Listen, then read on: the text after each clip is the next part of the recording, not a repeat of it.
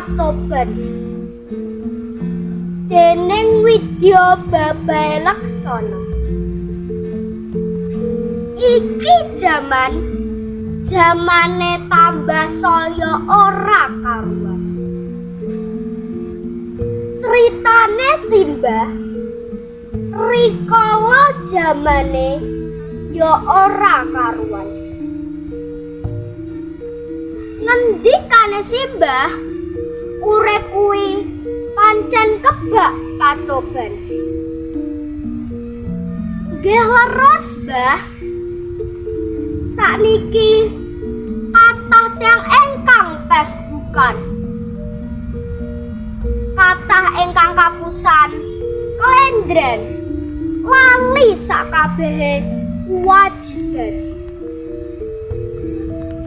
Iki jamane tambah saya ora karuan.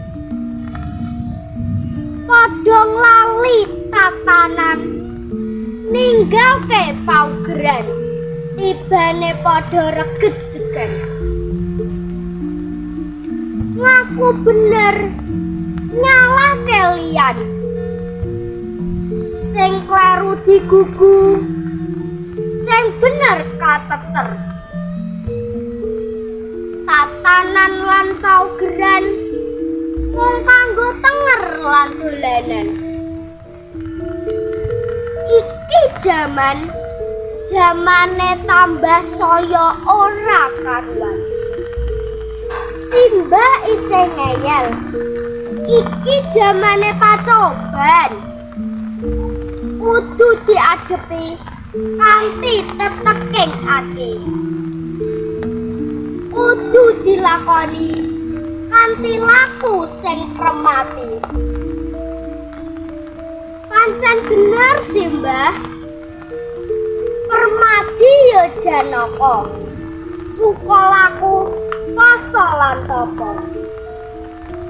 Entuk-entukane boyong putri lan wanita. Pancen bocah saiki angel dituturi. Semarang 2 September 2012.